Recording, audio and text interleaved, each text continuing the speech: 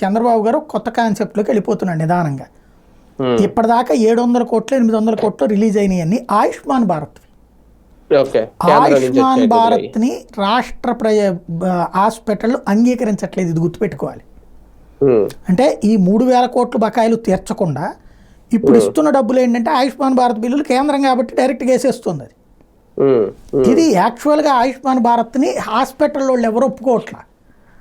ఎందుకయ్యా అంటే మామూలుగా అయితే కనుక 100 రూపాయలు అయ్యేటటువంటి దానికి ఒక 30 రూపాయలు లాభం వేసుకుంటారు వాళ్ళు.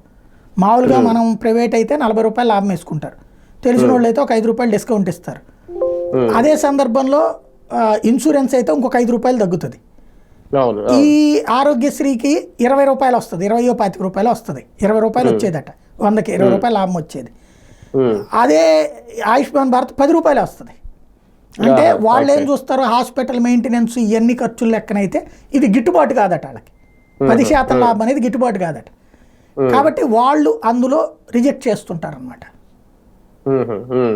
కానీ కేంద్రం నుంచి వచ్చేదాన్ని సెపరేట్ కార్డు ఏదో ఉన్నట్టుంది కదా సార్, 5 లక్షల వరకు లిమిట్ పెట్టి ఆయుష్మాన్ అందరికీ ఇచ్చారు అయ్యి. కాకపోతే ఏంటంటే దానికే చేస్తున్నారు ఎక్కువగా. ఆరోగ్యశ్రీని కూడా ఆయుష్మాన్ భారత్ కింద కన్సిడర్ చేస్తారు. అంటే ఆరోగ్యశ్రీ లేని వాళ్ళకు కూడా ఆయుష్మాన్ భారత్ కార్డులు ఇచ్చారు. అవును అవును. కానీ నిజంగా 6వ తారీఖు నుంచి సేవలు బంద్ అవుతాయంటారా? మధ్యలో ఏమైనా చర్చించే ఆలోచన ప్రభుత్వానికి కనిపిస్తుంది? ఏం లేదు, క్రిందసారి అయ్యాక సత్యకుమార్ యాదవ్ కూర్చున్నారు కాసేపు, కొంత 100 కోట్లు 200 కోట్లు అప్పుడు 250 అంతా రిలీజ్ చేశారు.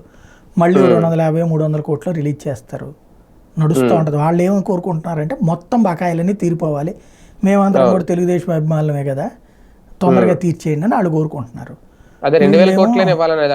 మొత్తం అది వీళ్ళేమో దాంట్లో ఇప్పుడు ఈ 2000 కోట్లు 1000 కోట్లు నెలకు 250 కోట్లు అండి, ఈ 6 నెలల నుంచి